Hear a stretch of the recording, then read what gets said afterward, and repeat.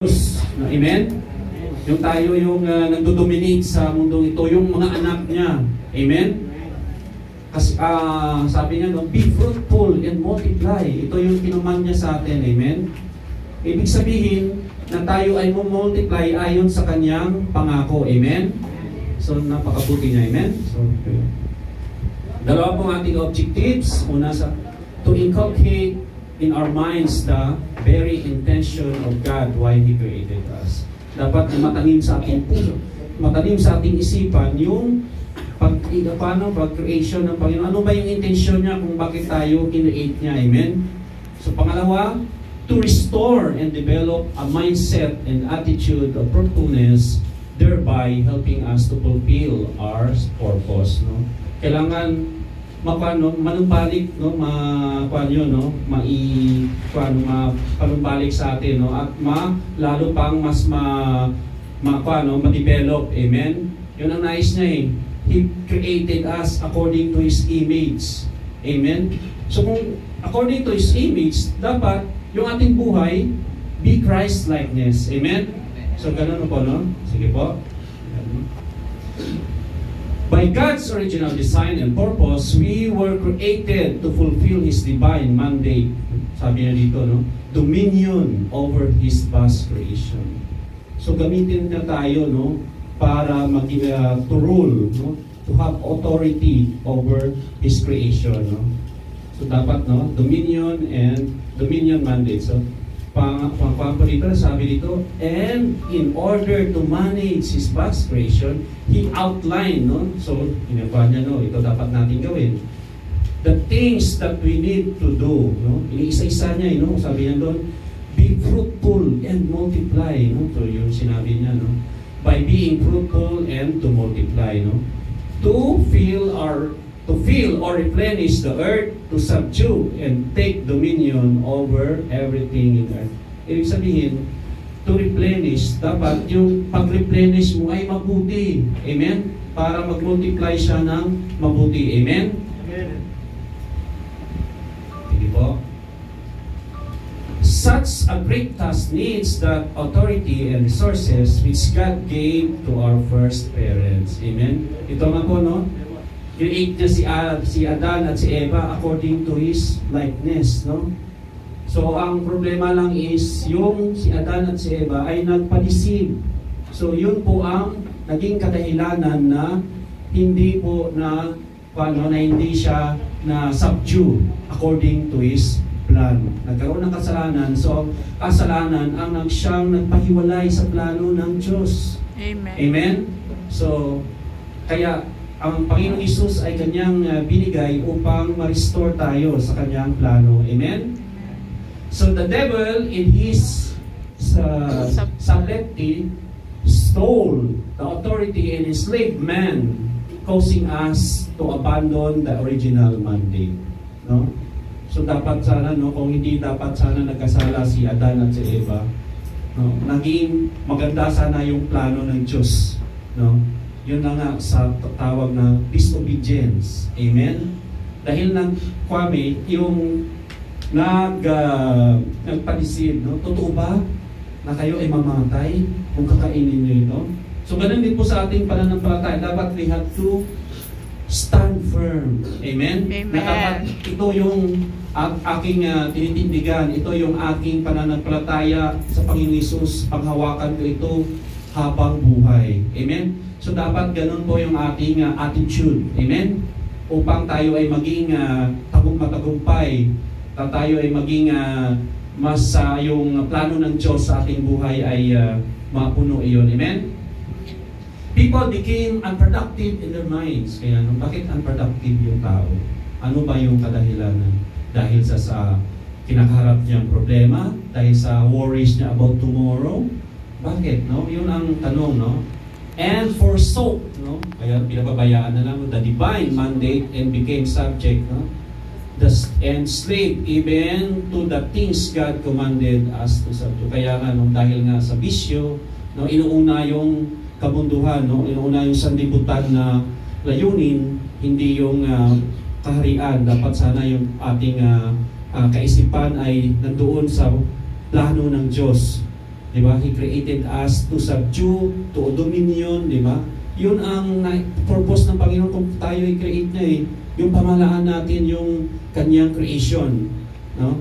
Na mag-multiply ito ng maayos, no? Na ang gagawin ng bawat kanyang creation, tayong tao ay magpuri at magsamba sa kanya. Yun ang plano niya, no? So dahil ang tao ay matigas din ang ulo, amen? Pasaway, amen? Thanks be to God, sabihin mo, no? Sa iyong katabi. Thanks be to God, no? Pero tayo nila, no? Kahit tinawag ng ating Diyos na tayo na pinili niya, no? Hindi tayo yung pumili sa Kanya, no? Tayo yung pinili niya. Amen? Thanks be to God through His Son Jesus Christ. He brought us back to His original design and purpose, no? Sabihin mo sa nag-invite sa iyo, salamat sa iyo. No? Salamat sa nag-invite sa iyo. Sapagkat, no? Dahil sa Kanya, no? Na paano na-restore yung relasyon mo sa Panginoong Hesus. Amen? And we just need to restore and develop what God has already given us from the very beginning.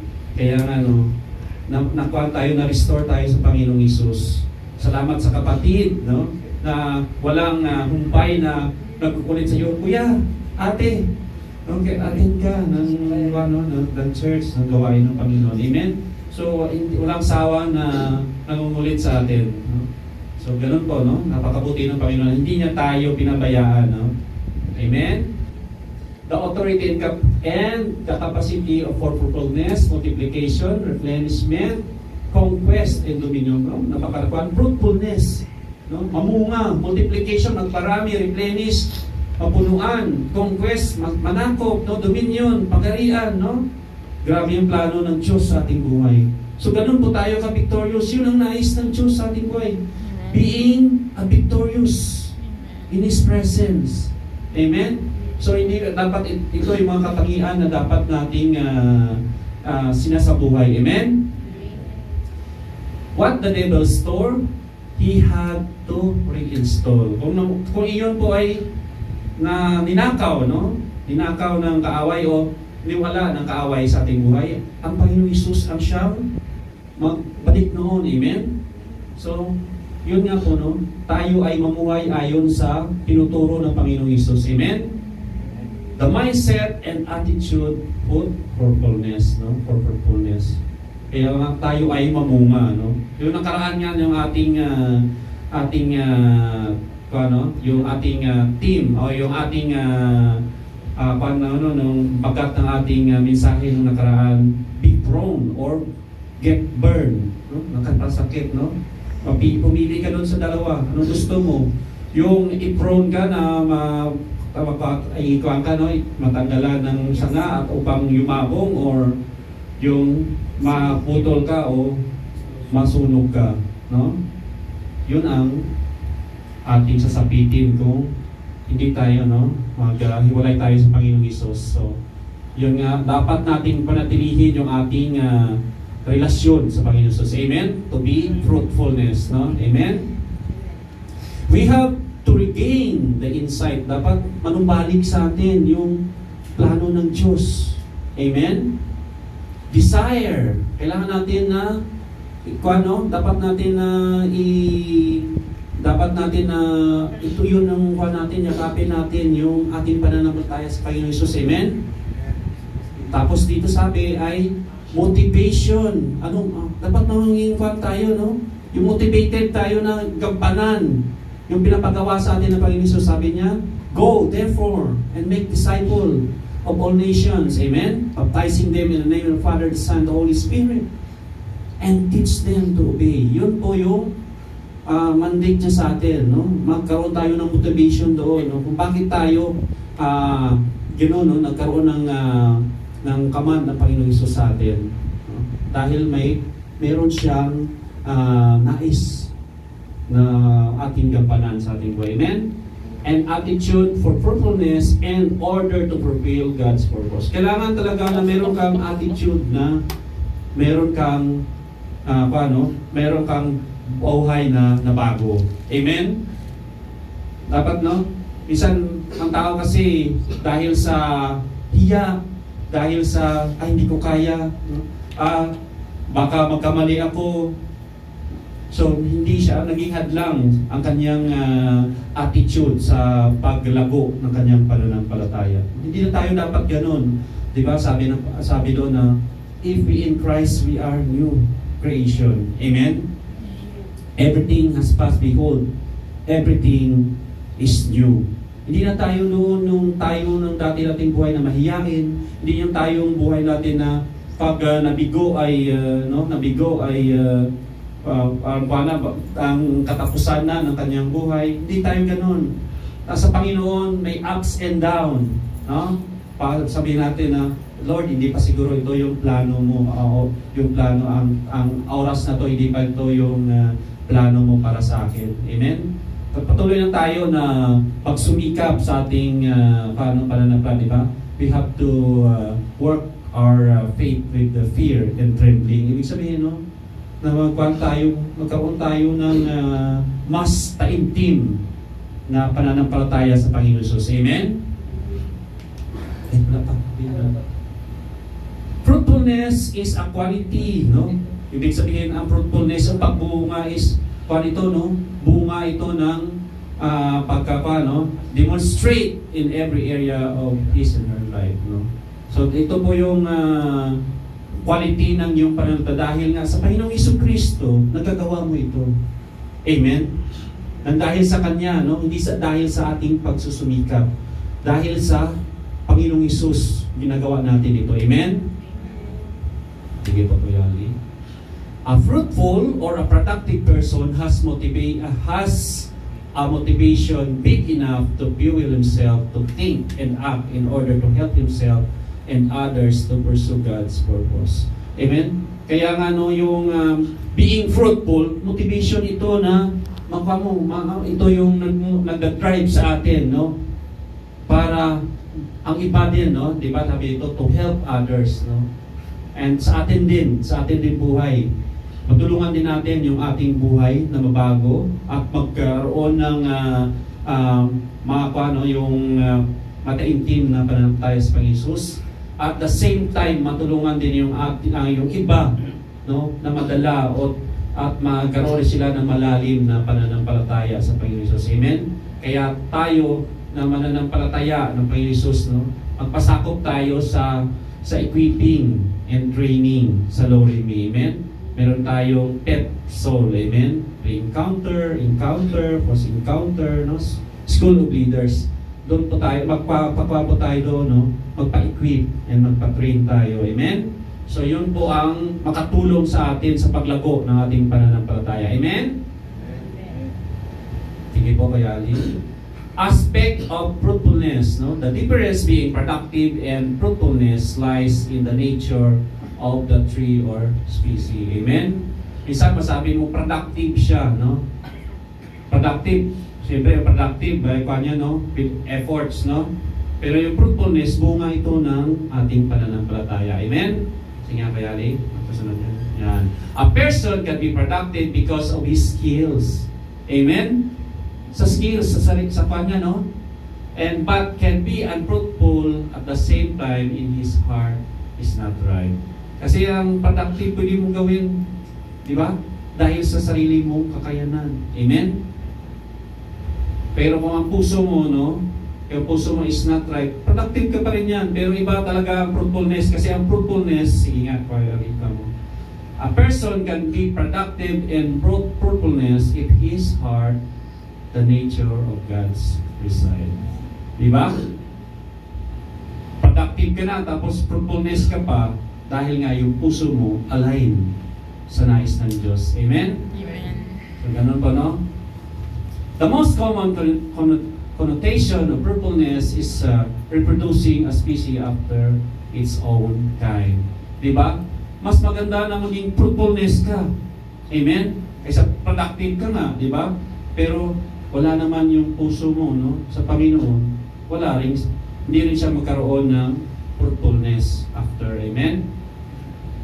However, we can classify fruitfulness into different aspects. No?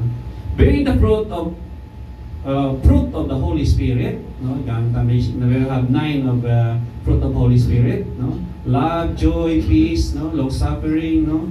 Gentleness, kindness, faithfulness, self-control, no? So ganun po ang nais ng Diyos na ma-build up sa ating buhay. The character of Christ, no?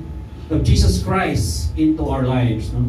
Fruitfulness in very good works, no? Kailangan tayo mamuhay ayon doon sa bunga ng banal na Espiritu, no? Wag po tayo na minsan, no? Sabihan ka lang, nagalit ka na agad. So, tapos inanekuan ka lang, no? Parang kinorek ka na lang, no? O something na may naging balat sibuyas, no? Hindi yun nais ng Panginoon. Dapat kung wala kang pasensya, no? Mahirap namang gawain ito, no? Ganito ko na lang, no? So, ganun po, nais ng Diyos na magkaroon tayo ng bunga ng banal na Espiritu upang maging magaan yung ating buhay. Amen? Namatay.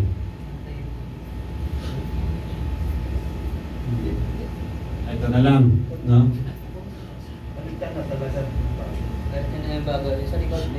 The character of Jesus Christ into our lives. Fruitfulness is the very good works. Fruitfulness is being productive in many things, or fruitfulness in the kingdom of God. Kaya tayo ay mamuhay, no? Maging fruitfulness tayo, magkaroon tayo ng duplication, no? Dahil sabi niya, be fruitful and multiply. So, no?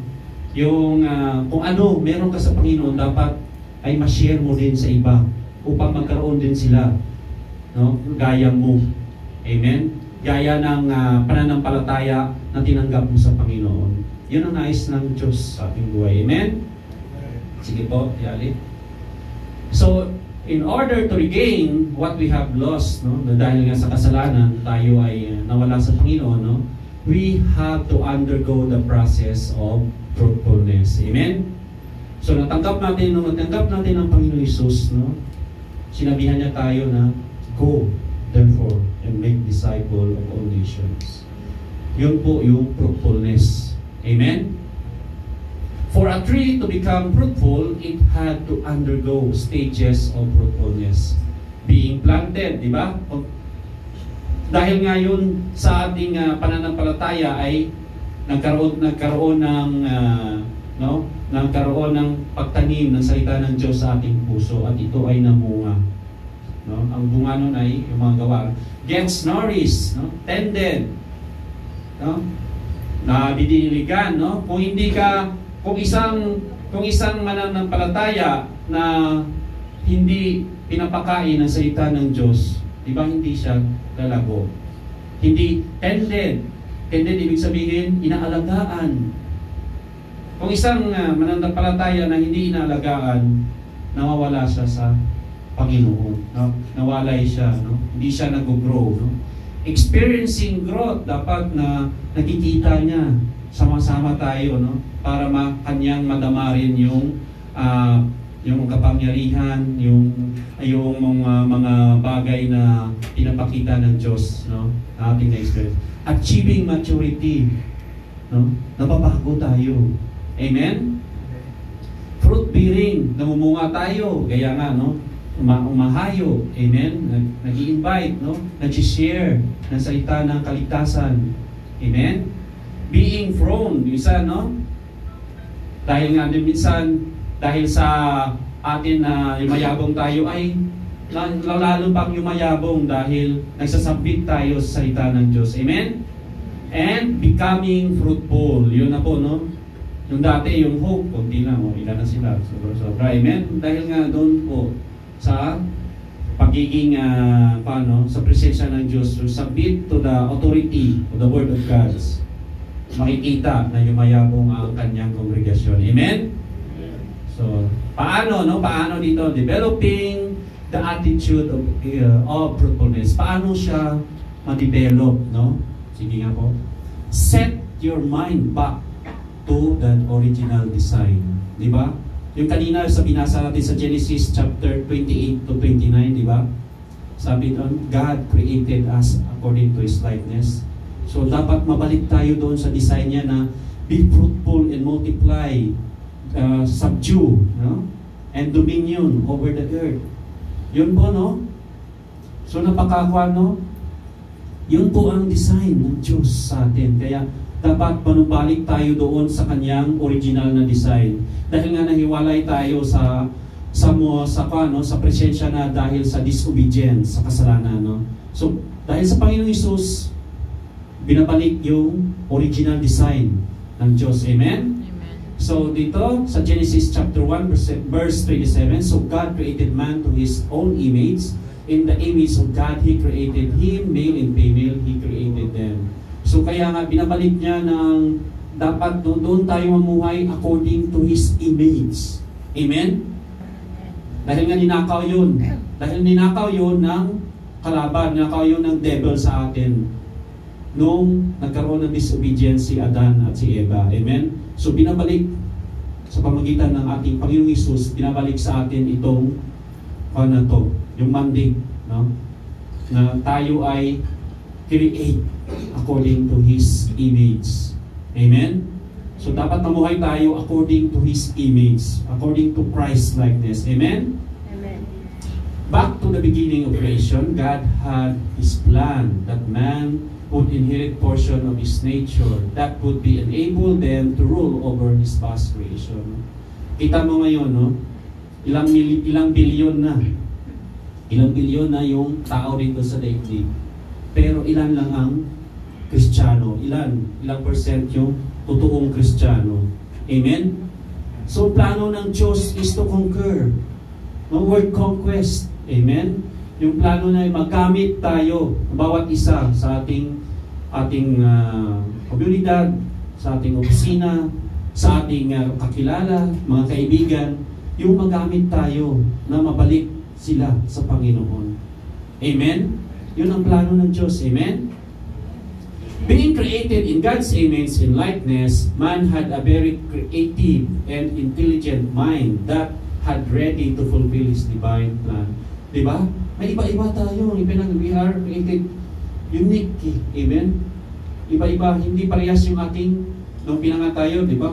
Yung DNA mo, iba sa DNA niya. Pero ang ating DNA sa Panginoon, isa lamang. Amen? Iba-iba tayong talento, iba-ibang gift na pinagkaloob ng ating Diyos. Iba-iba yung antas na ating kaalaman na pinagkaloob niya. So, saan natin gagamitin niya? Amen? Yung isa, mabilis siyang manghayo. No? Merong mabilis din na mag-encourage, di ba? Yung isa, may mga mabilis din magpa-motivate ng tao. Di ba? Mayroon tayong mga gift na pinagkaloob ng ating Diyos. So gamitin natin, no, to conquer for His kingdom. No? To conquer creation for His kingdom. Amen? Yun ang nais niya, no? So, kuya? Man failed the test of making the right choice. The love and obey God. Yun nga, no, dahil nga, inuuna natin yung sarili nating kapakanan. Yung sarili nating gusto. Yun ang nagpan tayo, naging fail tayo sa Panginoon. Amen? Dahil inuuna natin yung ating unahin ko muna yung ating sarili bago yung iba. Hindi ganun. Amen? Dapat, no, we have that compassion to others. Amen? Hindi na ikaw yung nais mo na hindi lang ikaw, no? Nais mo na sila yung yung ma-win mo. Amen? Yung nais mo na yung buhay mo ay hindi na ikaw. No? Because you are live in Christ. No? It's no longer I who lives, but Christ lives in me. Hindi na yung nais mo na hinahangad yung maghari sa iyong buhay, kundi yung nais ng Diyos na maghari sa iyo ay maging fruitful ka, na magkaroon ka ng pananampalataya na mabago din ang buhay ng iba. Amen? In the process of time, man became subject and enslaved, enslaved of the creation. Kaya nga, no, dahil nga sa katagalan dito sa daigdig, lalong ang daigdig ay pasama ng pasama dahil din sa kaalaman ng tao, dahil sa teknolohiya, di ba? Lalo nang napapahamak yung tao. Amen? Instead of taking dominion of it, as a result, God's plan was marred with sin. Kaya nga, no, nabahiran na ng kasalanan, no.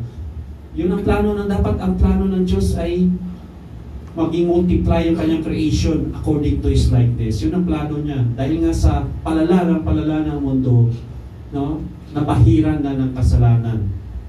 Amen? Tingnan natin, ano na nangyayari sa mundo, di ba? Dahil sa teknolohiya, dahil sa advancement ito, nagkaroon na ng marami na ang nahuhumaling dito. No? Ngayon, no, ang internet, no? Ay Facebook, YouTube, amen? TikTok, ano pa, Instagram, yung ano pa, di ba? Yun na nahuhumaling na yung tao doon, amen?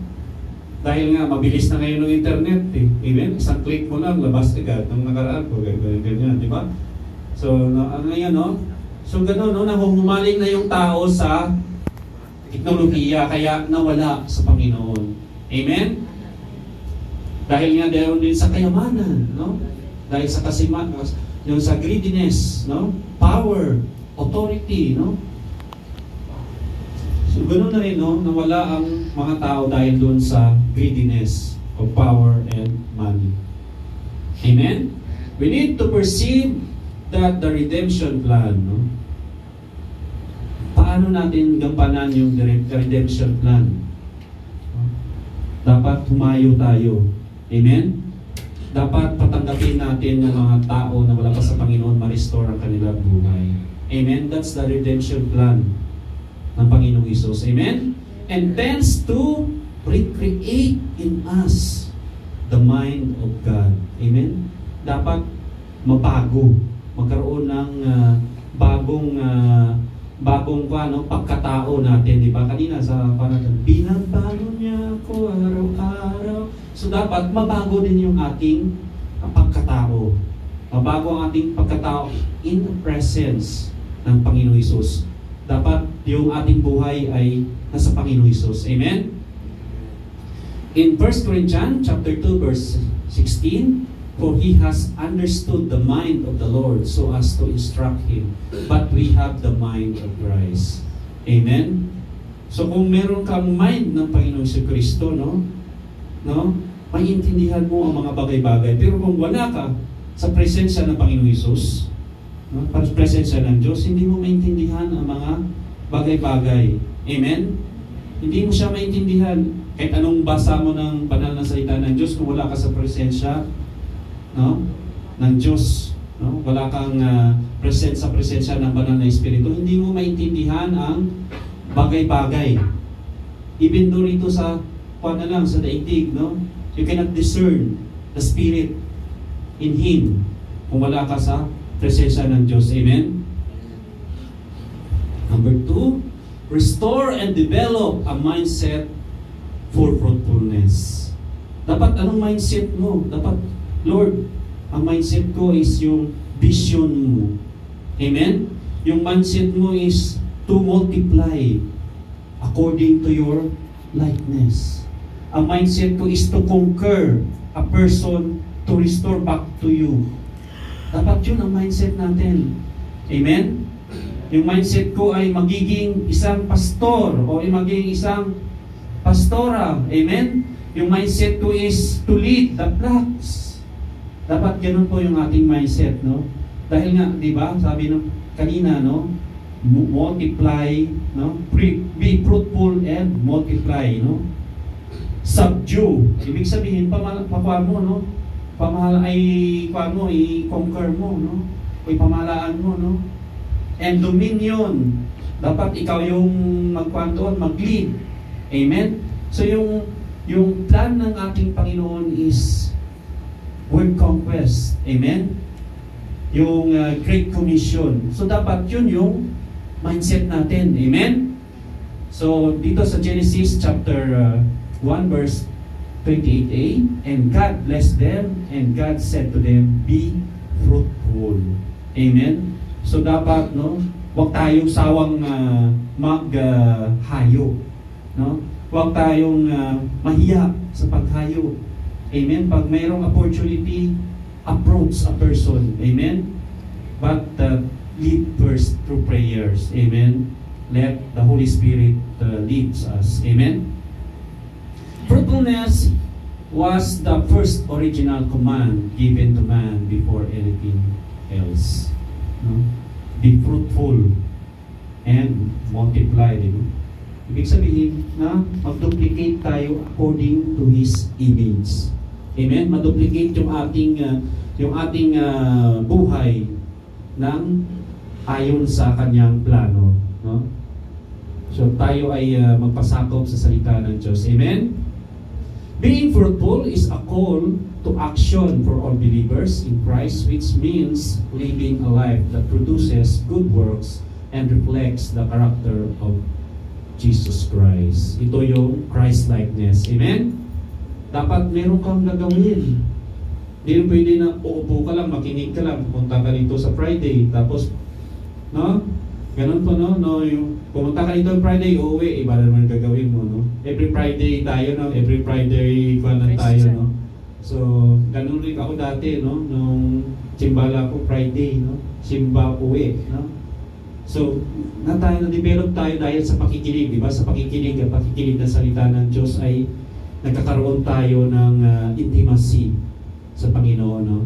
So, dapat yung ating buhay ay we have that eagerness or intimacy sa presensya ng Diyos. Lord, hindi ako mabubuhay pag wala ka sa akin araw-araw, no? Lord, wala akong makaya, wala akong kakayanan, no? Kahit sa trabaho natin, no? Ganun, dapat ganun tayo na palagi tayong yung ating pagkatao ay dinideny natin. We are denying ourselves, no? Dapat we have the spirit na kapag wala tayo sa Panginoong Hesus, kapag wala tayo sa presensya ng Diyos ay wala tayong magawa. Dapat ganun dapat yung ating mindset. Amen? Para maging fruitful yung ating buhay. Amen? It means remaining connected to Him. Kailangan tayo, palagi tayong connected sa Kanya. In what way? In reading the Word of God. No? No? In reading the Word of Him. No? At the same time, yung ating prayer. Amen? We are always, no? Umaga pa lang, no? Lord, thank you for the new life, new breath, no? New beginning, no? For restoring me. Amen? So dapat ganun po tayo, no? And allowing Him to work through us to accomplish His purpose. Kailangan siya yung maghari. Amen? Siya yung maghari sa ating buhay. Dahil kung hindi siya yung maghari, no? Ang ating buhay hindi siya magkaroon ng bunga, no? Hindi siya magkaroon ng paano natin mahayo o paano natin mawin o paano natin ma-encourage yung ating kapwa mananampalataya kung hindi nakikita sa ating buhay. Amen? Yun po yung fruitfulness. Amen? Where there is a command, God provides everything to enable us to fulfill it. Amen? Siya lang ang ating Diyos, ang siyang magbigay sa atin ng kapangyarihan nun, no? Amen? Through the power of the Holy Spirit. Amen? Lagi na tayong magpasakop sa kanyang salita. Amen? Sabi doon, no, ng Panginoon Hesus, no? Obey my command, and may kanyang salita ay magkaroon ng kapangyarihan sa atin. Amen? So, paano man natin hihilingin sa kanyang pangalan? Amen? So, dapat natin na yun nga, no? Ito yung dapat nating i-desire, yung kanyang purpose. Hindi yung purpose natin. Amen? Kasi kung purpose natin, wala. Yung purpose mo is not aligned to Him, it will not work. That is productive, no? Productive. Kung yung purpose mo is aligned to Him, that is productive at the same time, fruitfulness. Amen? So, sige po, Kuya Ali. Make this declaration. Sige po, sabi po natin, no? I am firmly connected to Jesus Christ, designed and created for fruitfulness. to produce good works and reflect His character. So dapat, yun po, no? Yun po yung dapat natin inaasam sa ating buhay sa Panginoong Hesus. Na dapat tayo ay maging kabunga-bunga sa Kanyang ubasan. Amen? So, kung magpakorek tayo. Amen? Kung may nagawa man tayong pagkakamali sa Kanya, no? We have to be subject sa Kanyang salita. Amen? Sige po, kaya dito, nasulat dito sa John chapter 15 verse 4, remain in me. Ito nga, no? Di pa kanina, no? Ito yung Kanyang sinabi, no? Remain in me and I in you. So, no? Napakakwa, no? It's a warning for us. Remain in me and I in you. Pag wala ka sa akin, wala rin ako sa iyo. Ika'y manatili sa akin, ako'y manatili sa iyo. Amen? Just as a branch is unable to produce fruit by itself unless it remains on the vine, neither you can unless you remain in me. Kaya siya yung source, siya yung source ng buhay. I am the way, the truth, and the life. Wala kang buhay kung hindi ka manatili sa Kanya. Yun ang sabi ng Panginoon Jesus, I am the way, the truth, and the life. Anong life ang nakaloob niya? Life of being productive and fruitfulness. Yun ang nais na Panginoon. Sige, doon po muna. No? A branch is unable to produce fruit by itself unless it remains. Kaya nga, no, sa ating self na kakayanan, no, wala tayo talagang magawa. Amen? Paano tayo mamunga kung sa sarili natin ang kakayanan, di ba? Sa sarili nating kakayanan, pag nanghina tayo, wala na, tapos na. Di ba? Pero sabi ng Jesus, no? If you remain in me, I in you. No?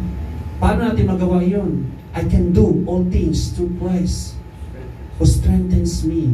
Yun po. Paano natin magawa yun? To become fruitfulness in His presence. Amen? Magagawa ko lamang ang mga lahat ng ito dahil sa Panginoong Kristo na nasa akin. Amen? Yun ang dapat nating ikabubuhay. Amen? Dahil sa ating sariling pagsisikap, manghihina ka talaga.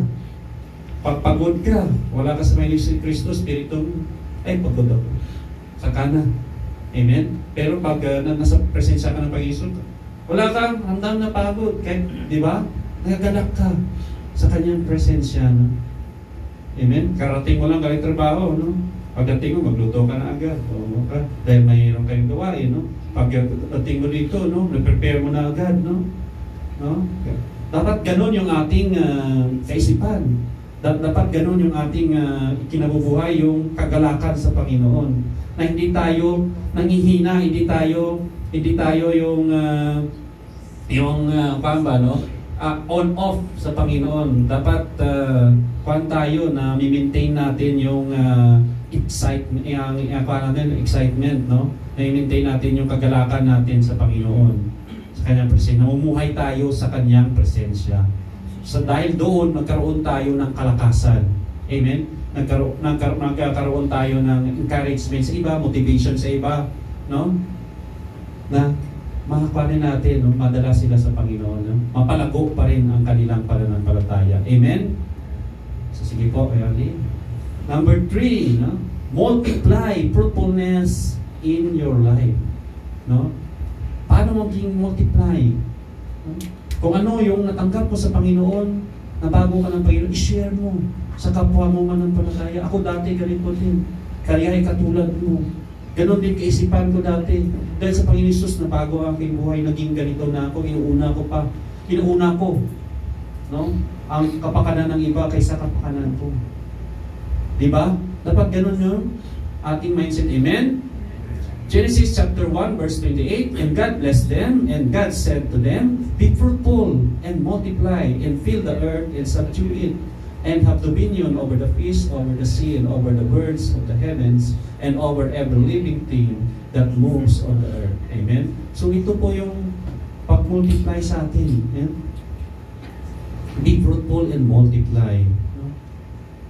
Dapat, huwag kang masawang mag-encourage sa iba. No? share ng salita ng Diyos para manumbalik sila sa Panginoon, ma-restore yung plan ng Diyos sa daigdig na ito. Amen? So dapat, no, alisin natin sa ating kaisipan, ay, hiya ako. Kung i-share ko ang salita ng Diyos, kung anong masabi niya sa akin, dapat, no. Who will be against you if you are in Christ? Amen. Amen? Dahil ang ating Diyos, hindi niya tayo pababayaan kung tayo ay nasa piling niya. Amen? Sige po kaya Ali. To multiply was the second original command to fruitfulness. Amen? Di ba ang unang command niya is, be fruitful. Yun ang una niya. Amen? So dapat mamunga muna tayo. Yung sa ibig sabihin, mamunga tayo ayon sa kanyang wangis.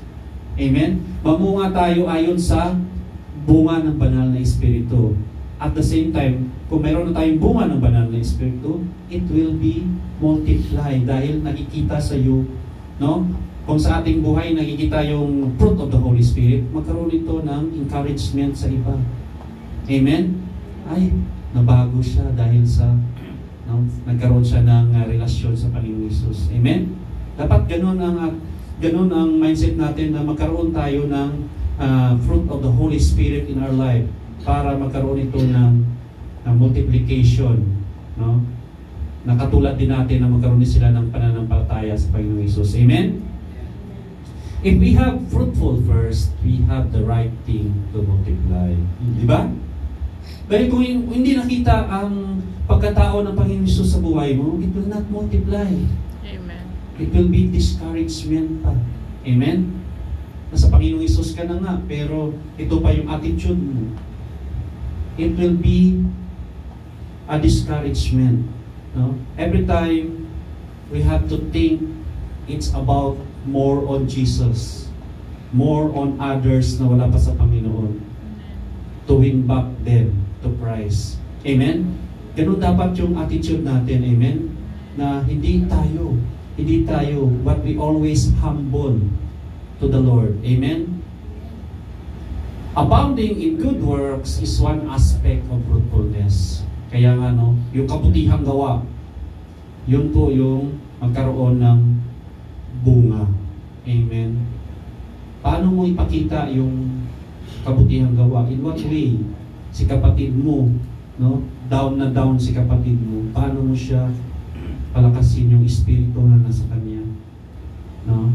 Paano mo siya palakasin ang di ba may minsan sa atin may mga kapatid walang trabaho, no? Financially down, no? Paano mo siya i-encourage, i-motivate, no? Kuya, ate, ganito rin ako dati, no? Wala rin akong nagkaroon din ako na walang trabaho, pero by the grace of God, because I have that faith in Him that He will provide everything. If diba? Sa may Mateo 6:33, but seek ye first the kingdom of God and His righteousness, and all these things shall be added unto you. Amen? Pero dapat inuuna mo, dapat yung kanyang kaharian. Amen? Nasa iyong sitwasyon, dapat inuuna mo pa rin yung kanyang kaharian, no? Ang kanyang plano. Amen? Pero kung inuuna mo yung worry mo, hindi na yun pananampalataya. Amen? Paano magbunga ang pananampalataya sa Panginoon kung namumuhay ka doon sa pagkabalisa? Amen? Inuuna mo yung ano ko kainin ko bukas. Amen? Kung inuuna mo kung paano ka palaguin, o inuuna mo kung paano ang Diyos magkaroon ng kaganapan sa buhay mo, kung paano pinapakita niya, no? Na pinapakita paano mo